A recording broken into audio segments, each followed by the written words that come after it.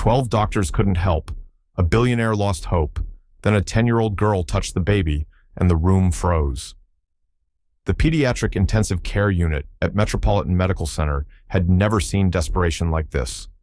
12 of the nation's most celebrated physicians clustered around an incubator that contained more technology than most emergency rooms. Their designer scrubs a blur of controlled panic under fluorescent lights that hummed like funeral dirges. Monitors beeped in erratic patterns. IV drips ran clear as broken promises. A department head from Boston Children's Hospital conferred in hushed tones with a neonatal specialist airlifted from Mayo Clinic, while Dr. Evan Brooks, whose name appeared on 7 medical breakthroughs, pressed his palm against the glass and whispered what everyone already knew: "We've exhausted every option." Baby Hale, son of billionaire Richard Hale, sole heir to a commercial real estate empire worth $38 billion, was fading, and $100,000 worth of medical intervention per day couldn't explain why. His tiny chest barely rose. His lips had gone from pink to pale to nearly translucent. A mysterious refusal to feed had turned into something darker, something that made seasoned doctors look away when Richard asked them direct questions. Every specialist had a theory. None had a solution. Every cutting-edge treatment protocol ended the same way: the baby weaker, the father more shattered, hope thinner than the paper-thin hospital gown draped over the infant's failing body. And in the corner, hands wrapped around a mop handle that cost less than the doctor's stethoscopes, stood Pamela Johnson, 10 years old, daughter of the night shift cleaner, wearing a second-hand sweater that swallowed her small frame and shoes, so worn the soles whispered against linoleum like prayers no one bothered to hear. She'd spent her entire childhood being invisible in places like this: the girl who emptied trash bins during visiting hours, who restocked gloves while surgeons discussed cases in language she wasn't supposed to understand. Right now, she was staring at the baby through the glass partition, watching something the 12 geniuses in that room couldn't see because they'd been trained to look at screens, not souls. She'd seen this before, not in textbooks, not in medical journals, in her own body 10 years ago, when she'd emerged 3 months too early, lungs unfinished, skin translucent as grief. The doctors had given up on her too, told her mother Angela to say goodbye, prepare for the worst, make peace with God's will. But her mother hadn't made peace. She'd made war, spiritual war, the kind fought on knees with tears and ancient words passed down from grandmothers who'd healed with faith when medicine was a luxury black families couldn't afford. Pamela's hands trembled around the mop. She knew what the baby needed, not another test, not another specialist flown in from some ivory tower. Something simpler, something the expensive educations in that room had educated right out of them. She looked at the doctors, then at the security camera blinking red in the corner, then at her mother's face visible through the break room window.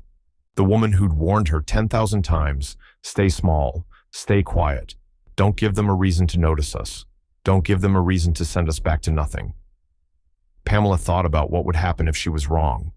Then she thought about what would happen if she was right and stayed silent. She set the mop against the wall, wiped her palms on her jeans, and walked toward the unit door. What would you do if God whispered an answer into your spirit, but the world had spent your whole life teaching you that your voice didn't matter? Pamela had learned to be invisible by the time she was 5 years old.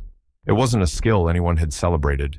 It was simply what happened when you grew up in the margins of other people's emergencies.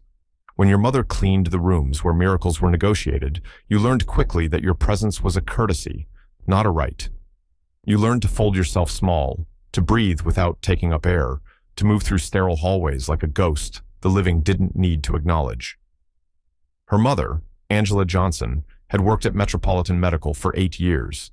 She'd started when Pamela was 2, scrubbing blood off operating room floors, while doctors congratulated each other over lives saved. She'd worked through migraines that could split skulls, through winters when their apartment heat got shut off, through the suffocating weight of being the woman everyone relied on to clean up their messes, but no one remembered to thank. All so, Pamela could have secondhand textbooks and a chance at something better than generational poverty. "We are blessed, baby," Angela would whisper every night, her voice threaded with exhaustion and something that sounded like faith, but might have been survival. "God gave us this job, gave us this roof. Don't you ever forget that. Don't you ever make them regret letting us stay." Pamela never argued with her mother, but she also never forgot the way doctors looked through her when she passed in the halls, like she was made of air, or maybe just inconvenience. She never forgot the pediatrician who'd snapped at her for touching a magazine in the waiting room. "Those are for patients, sweetie." She never forgot the sign outside the staff lounge, "Hospital personnel only. Service staff use designated break area. Blessed." Maybe. If blessings came with the taste of swallowing your voice until you forgot you had one. But tonight, standing outside the PICU, with her heart hammering against ribs that remembered what it felt like to fight for air, Pamela wasn't thinking about staying invisible. She was thinking about the baby, whose skin was turning the same shade hers had been when the doctors gave up. She was thinking about her mother's hands, rough and cracked from bleach, lifting her toward heaven when medicine offered only goodbye. She was thinking about the prayer that had pulled her back from whatever edge premature infants go to when their bodies aren't ready for the world. If you're already hooked on this story, you're not going to want to miss what happens next. Subscribe now and turn on notifications so you don't miss a single chapter of this journey. Also comment where in the world you are watching from. We will love to know how far this story has traveled. The apartment Pamela called home was a third-floor walk-up in a building where the elevator had been broken for 6 years, and the landlord had stopped pretending to care about repairs around year 4. 2 rooms, 1 window that looked out onto a brick wall, a bathroom where the shower only ran cold, and the toilet handle had to be jiggled just right or it would run all night, adding dollars they didn't have to a water bill they could barely pay. Angela Johnson kept it spotless, not because she had time, not because she had energy left after 10-hour shifts, breathing bleach and mopping other people's emergencies, but because cleanliness was the one thing poverty couldn't take from her, the one corner of dignity she could control when everything else in life felt like surrender. Every morning before her shift, Angela would wake Pamela at 5. They'd kneel together beside the pull-out couch that served as Pamela's bed, their knees pressing into carpet worn thin as paper, and Angela would pray. Not the formal prayers from church, not the pretty ones that sounded like poetry, the raw ones, the desperate ones, the kind that came from women who'd watched miracles happen in hospital rooms they were paid to clean but never treated in. Lord, we thank you for another day. We thank you for breath in our lungs and blood in our veins. We thank you for work, even when it's hard. We thank you for keeping us, even when we're tired. And Lord, we ask you to keep using us, even in our smallness, even in our invisibility. Let us be your hands when yours seem too far away. Pamela had learned to pray before she learned to read. She'd learned that faith wasn't something you pulled out on Sundays and put away the rest of the week. It was oxygen, the thing you breathed when breathing got hard, the thing that had saved her life before she was old enough to remember her own name. She'd been born at 26 weeks, 1 pound, 9 ounces. Skin so translucent you could see her heart beating through her chest, lungs that collapsed every time they tried to inflate, brain bleeding, kidneys failing, a body that hadn't finished forming, trying to survive in a world it wasn't ready for. The neonatologist had pulled Angela aside after 72 hours and said the words every mother fears. "We've done everything we can. You should call family. Say your goodbyes." But Angela hadn't said goodbye. She'd laid hands on that incubator and prayed until her voice went hoarse. Prayed until nurses looked away, uncomfortable with the rawness of her faith. Prayed until doctors suggested maybe she needed a chaplain, someone to help her accept what was coming. And on the 4th day, when medical science had written Pamela's death certificate in all but ink, her oxygen levels stabilized.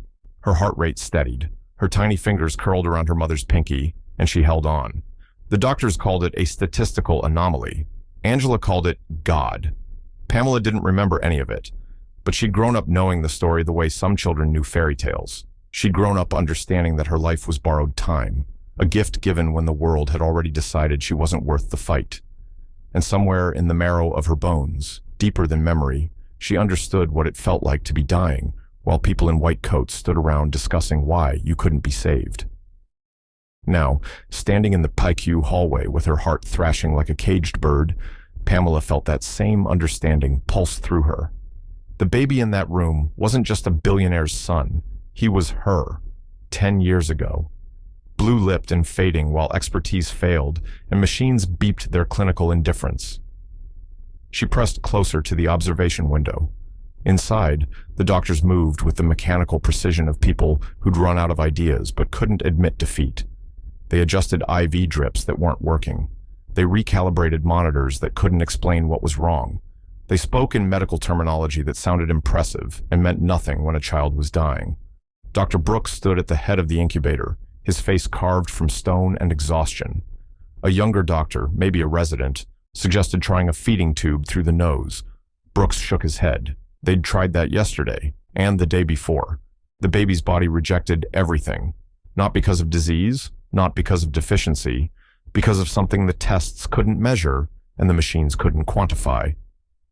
Because sometimes, Pamela thought, a body gives up when a soul hasn't been given a reason to stay. Richard Hale stood 15 feet from his son, close enough to see him dying, too far away to stop it. He'd loosened his tie at some point, the silk hanging like a noose around his neck. His sleeves were rolled up, revealing forearms tense with the kind of helplessness rich men never learned to navigate. He'd fired 3 doctors already this week, threatened lawsuits, offered bonuses, promised endowments, money. The thing that had solved every problem in his life had become useless as smoke. Pamela watched him pick up his phone, stare at it like it might offer answers, then set it down without calling anyone. Who do you call when your child is dying and the experts are already in the room? Who do you scream at? When the enemy is invisible and the battle is beyond your control? Mr. Hale, Dr. Brooks's voice was gentle in the way voices get when they're about to deliver unbearable news. We need to talk about next steps. Next steps? Richard's laugh came out jagged, broken. You mean giving up? You mean letting my son die while you stand here with your degrees and your credentials and your complete inability to do the one thing I'm paying you for? We've tried everything within the scope of... Then try something outside the scope. Richard's voice cracked. Try something crazy. Try something desperate. Try something that doesn't involve standing around watching him fade. The doctors exchanged glances, the kind that said they'd had this conversation before with other parents, in other rooms where hope had curdled into rage. Dr. Brooks opened his mouth to respond, but Richard had already turned away, his shoulders shaking with sobs he could no longer suppress. Pamela felt it then, not a voice, not a command, just a knowing that settled into her chest like warm light. The same knowing her mother must have felt when she'd refused to let go of a 1-pound baby the world had written off. The same knowing that had carried their family through years of poverty, without bitterness, through invisibility, without resentment, through a world that treated them like furniture and still expected them to be grateful. She looked down at her hands, small, brown, rough around the knuckles from helping her mother clean their apartment, hands that had never saved anything, hands the people in that room wouldn't trust to hold a coffee cup, let alone a dying infant. But hands, she knew, that God had used before. The doctors were packing up now, their body language screaming defeat, even as their mouths shaped professional reassurances. Richard had collapsed into a chair, his face buried in his palms. The machines beeped their indifferent rhythm, and the baby, tiny and blue-lipped and so terribly alone, lay in his plastic fortress, waiting for someone to fight for him the way the world hadn't fought for Pamela. She walked past the doctors, past the nurses, past the signs that said authorized personnel only.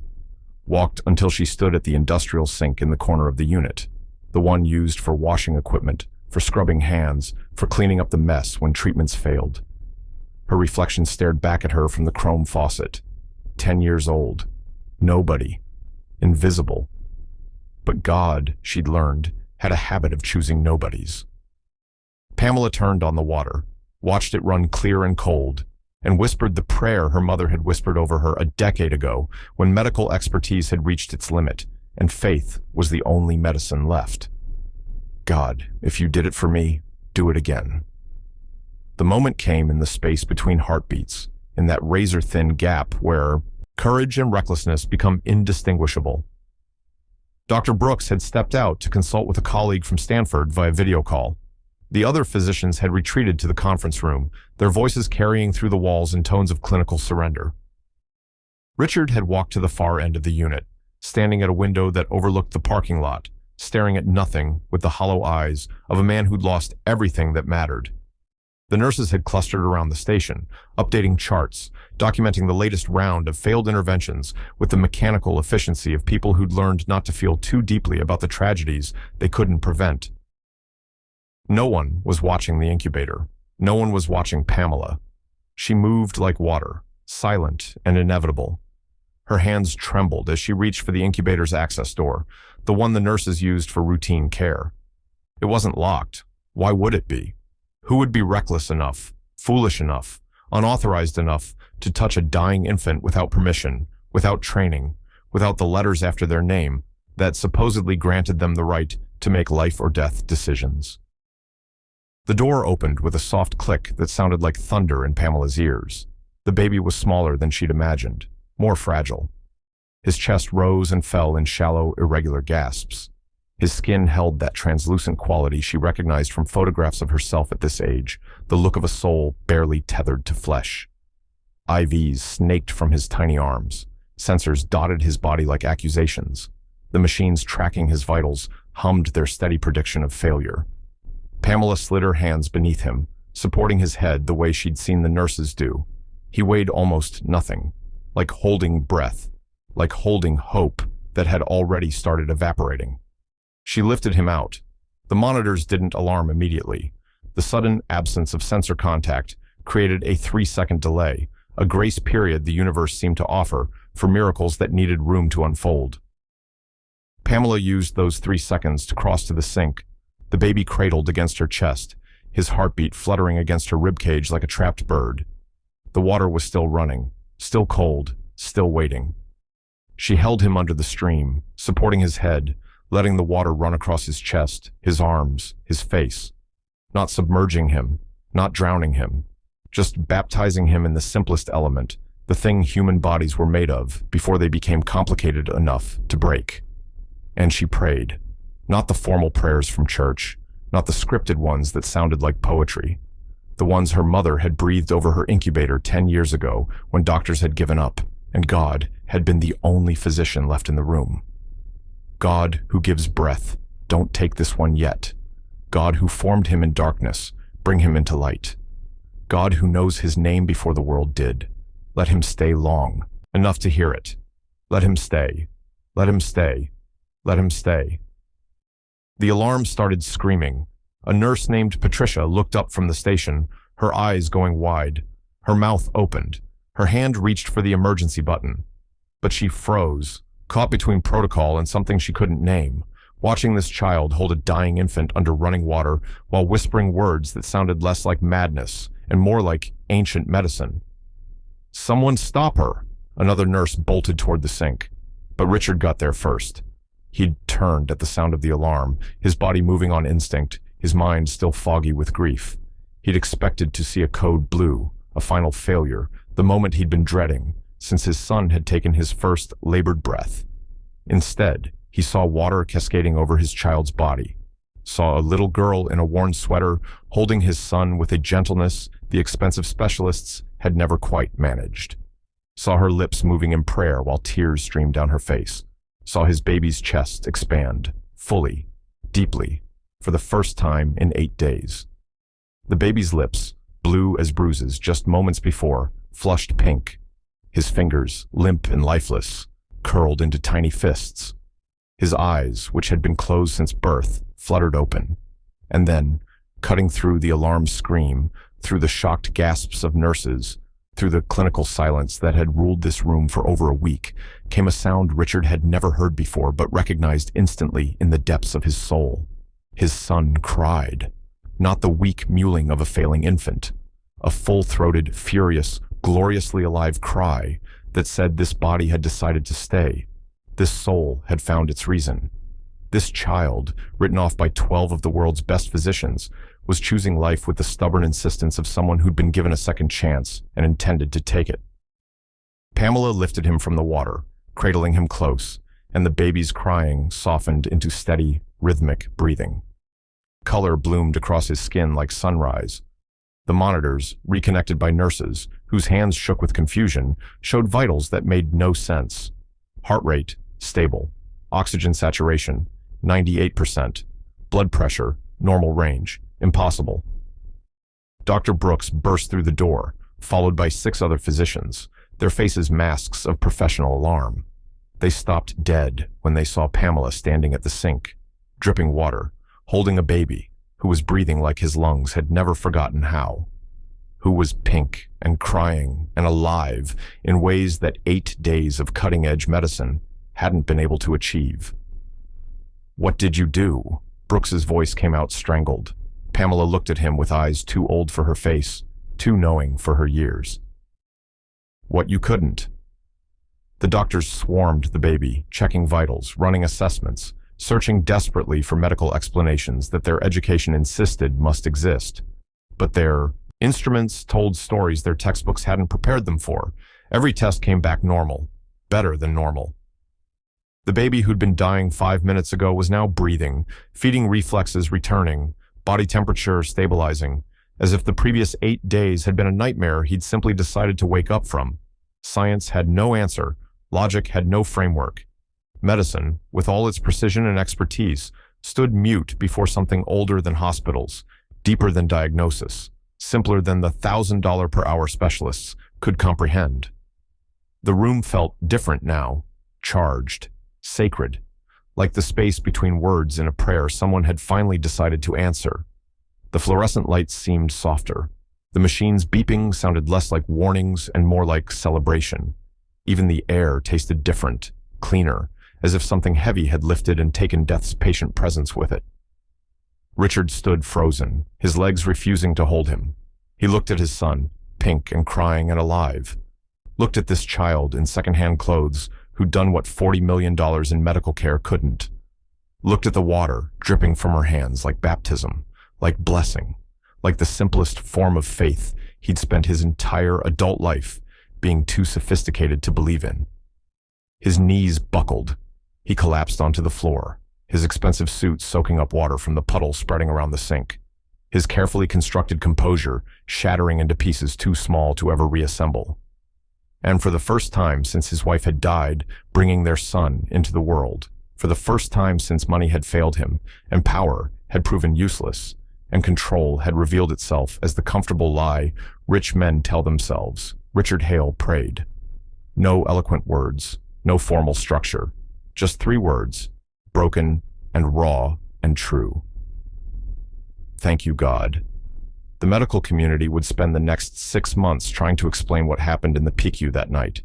They would write case studies, convene panels, publish papers in journals with titles like Spontaneous Neonatal Recovery, exploring unexplained variables in critical care. They would use words like anomaly, statistical outlier, unprecedented physiological response. They would construct elaborate theories about delayed immune system activation, about undetected environmental factors, about the possibility that the cold water triggered some dormant survival mechanism in the infant's nervous system. But they would never say miracle, because miracles didn't fit into peer-reviewed journals, didn't show up on CT scans, couldn't be replicated in controlled studies, or explained by people who'd spent 2 decades learning to trust only what they could measure. Baby Julian Richard Hale, as he would be named 3 days later in a small ceremony with only 2 witnesses, recovered with a speed that made the URSSSAPTAB medical team recalibrate their instruments, convinced something had malfunctioned. Within 12 hours, he was feeding. Within 24, his vitals had stabilized completely. Within 48, Dr. Brooks stood in the hallway outside the PICU and told Richard something he'd never expected to say. "Your son is going home, and I have no medical explanation for why." Brooks paused, his face wrestling with something that looked like humility fighting its way through decades of clinical training. "But I saw what I saw, and whatever that little girl did, whatever she knew that we didn't, it saved his life." Richard had stayed at the hospital for 3 days straight, refusing to leave his son's side, sleeping in a chair that cost less than his office furniture but felt more valuable than his penthouse. He'd watched Julian breathe, watched him respond to light, watched him grip his father's finger with a strength that seemed impossible for someone who'd been dying less than 72 hours before. And with each breath his son took, Richard felt something inside himself, crumbling and rebuilding simultaneously, like a building demolished to make room for something truer. On the fourth day, he found Pamela in the pediatric wing, helping her mother empty trash bins. Angela was teaching her daughter the specific angle to hold the bag so it didn't tear, the practiced efficiency of women who'd learned to be invisible while remaining indispensable. They both froze when they saw him, their bodies tensing with the instinct of people who'd learned that attention from powerful men rarely meant anything good. "Mr. Hale." Angela's voice carried the careful neutrality of someone preparing for termination. "If there's a problem with my work, I can—" "There's no problem." Richard's voice came out rough. He hadn't slept properly in weeks. "I need to talk to your daughter, if that's okay with you." Angela's hand moved protectively to Pamela's shoulder. "She didn't mean any harm, sir. She was just trying to help. If we've caused any trouble, you saved my son's life." The words came out broken. Richard knelt down, bringing himself eye level with Pamela, this child who'd done what his money couldn't buy and his power couldn't command. "You saved him when 12 doctors couldn't, when I couldn't, when everything I'd built and everything I'd bought meant absolutely nothing." Pamela looked at him with those eyes that had seen too much too young, that carried the weight of growing up invisible in a world that only noticed you when you broke the rules. "I just did what was done for me. Tell me." So she did. Standing in a hospital corridor that smelled of antiseptic and grace, Pamela told Richard about being born at 26 weeks, about lungs that wouldn't inflate and a heart that wouldn't steady, about doctors who'd given up and a mother who hadn't, about a prayer whispered over an incubator while medical science stood by helpless, watching faith do what their instruments couldn't. "The doctors said I was a statistical anomaly." Pamela's voice was quiet but steady. "My mama said I was a miracle. I think maybe they're both right. Maybe sometimes God uses the statistics nobody expects."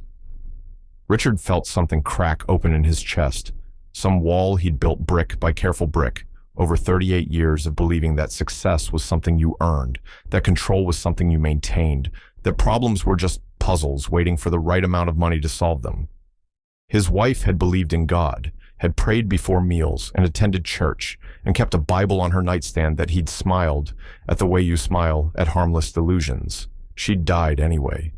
And he'd taken that as proof that faith was just wishful thinking, dressed in Sunday clothes.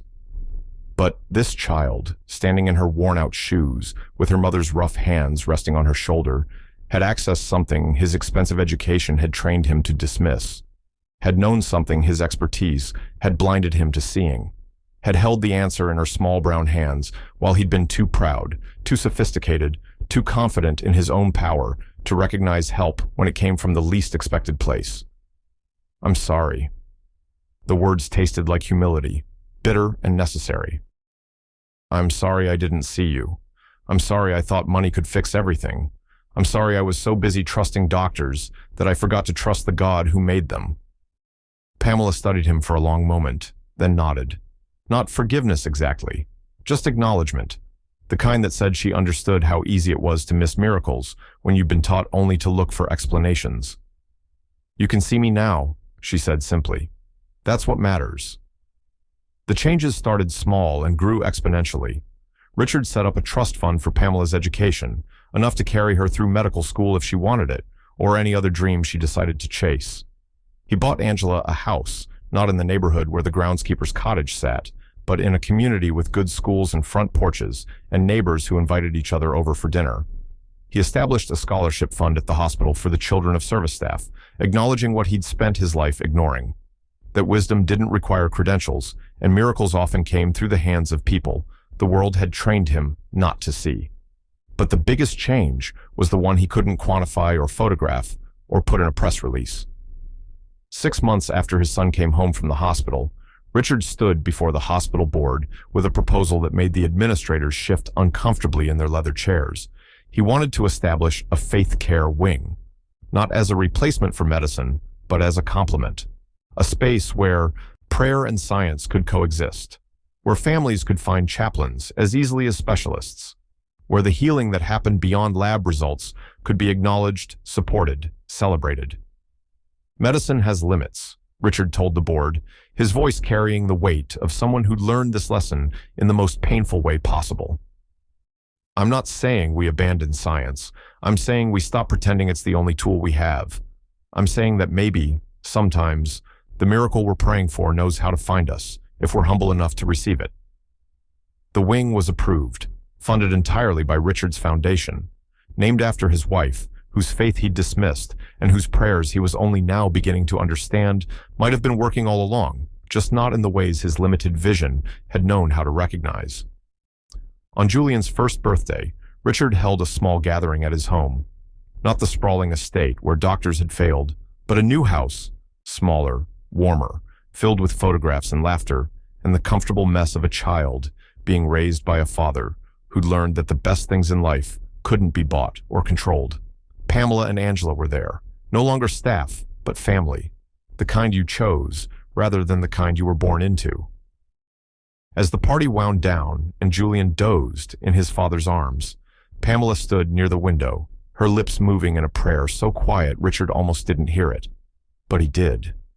And he recognized the words now, the ones she'd spoken over his son while water ran, and doctors stood useless, and heaven bent close enough to touch. God who gives breath, thank you for keeping him. Thank you for using me. Thank you for teaching them to see. Richard looked down at his son, at the rise and fall of his chest, at the pink of his skin, and the steady beat of his heart. Looked at this child who shouldn't be here, whose survival had nothing to do with the $40 million spent on specialists and everything to do with a 10-year-old girl who'd known something his education had trained him to dismiss. God did not come through money, titles, or degrees. He came through the faith of a child, through hands the world had taught him to overlook, through a prayer whispered by someone invisible who turned out to be the most visible thing in the room. And Richard, for the first time in his carefully constructed life, understood what his wife had known all along, that the best miracles are the ones you can't control, can't buy, can't explain. You can only kneel before them and whisper thank you to the God who sends help in the forms we least expect, from the people we least remember to notice, at the moments when our own strength has finally, mercifully, run out.